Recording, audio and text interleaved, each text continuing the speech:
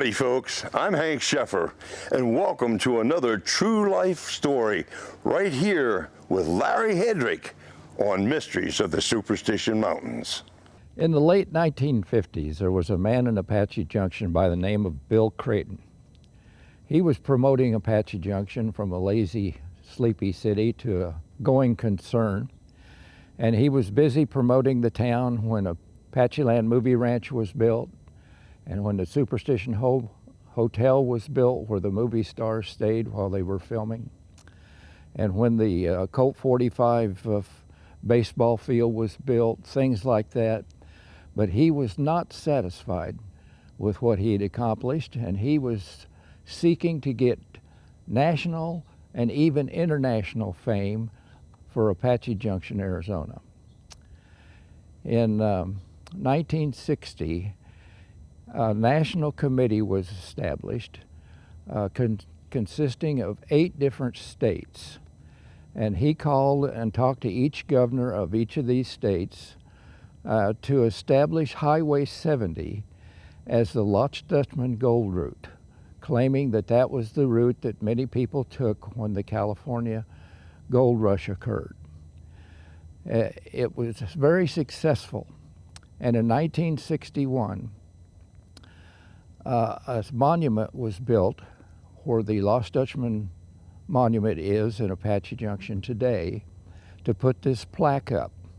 This plaque was 22 inches wide and 27 inches high and weighed about 30 pounds. 5,000 people attended this dedication, including dignitaries from all 8 states, coast to coast, from North Carolina through Tennessee, Arkansas, Oklahoma, Texas, New Mexico, Arizona, and California. Even consulate members from Germany came over for this dedication. It was hugely successful. End of story, right? Wrong. The plaque was stolen. It was rumored that it was between a feud between a private citizen and the sheriff's office. It was also rumored that this plaque served as a hatch cover on a tramp steamer on a trip around the world, and then taken off the steamer, not necessarily by the same person, and hidden in the Superstition Mountains. Well, in 1988, a member of the Historical Society received information disclosing the location of the hidden plaque in the Superstition Mountains. The Historical Society then wrote a letter to the sheriff's office and received an answer that the sheriff was no longer concerned about pursuing this episode. So the plaque was recovered by Ron Feldman and Tom Collenborn. Ron Feldman was the owner of the OK Corral, who rents horses and takes trips through the Superstition, and Tom, of course, was the co-founder of the Superstition Mountain Historical Society. End of story, right? It's on display at this museum. No, not the end of the story. In 1991, a group of people called Evitus Clampus, which was formed during the Mexican War in 1846, and claimed that Ulysses Grant himself was one of the founders of the organization. They had a meeting out at the Don's Camp on Peralta Road, which is the eastern entrance into the Superstition Mountains. And the member of the Don's Club suggested that I bring the plaque out to display it, because the E. Clampus Vitus was going to raise money to reinstall the plaque. One of the members of the Evitus Clampus was just absolutely amazed when he saw the plaque, because he had one.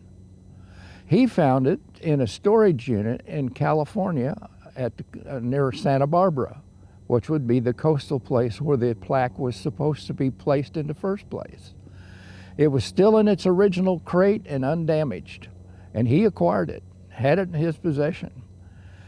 And my son was there, and when he first saw the plaque, he said a friend of his had one hanging on his wall at the house.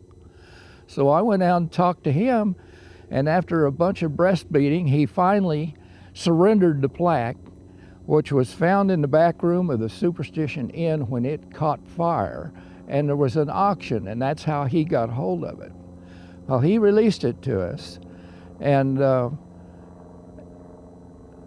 end of story, right?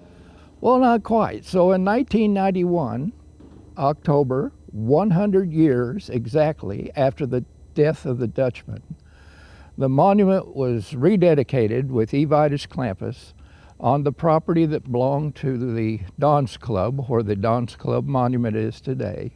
There was a discussion that the other two plaques, the one found in Santa Barbara and the one found here in Apache Junction in the back room of the inn, which evidently was remade to replace the one that was stolen but never put back up, or was just there in case. And it was decided, but I'm not sure that it ever happened, that they were going to take the two plaques that were found and put them at the border of California and Arizona and New Mexico and Arizona. I don't think that ever happened, but then that's just another mystery of the Superstition Mountains. Thank you for watching this episode of Mysteries of the Superstition Mountains.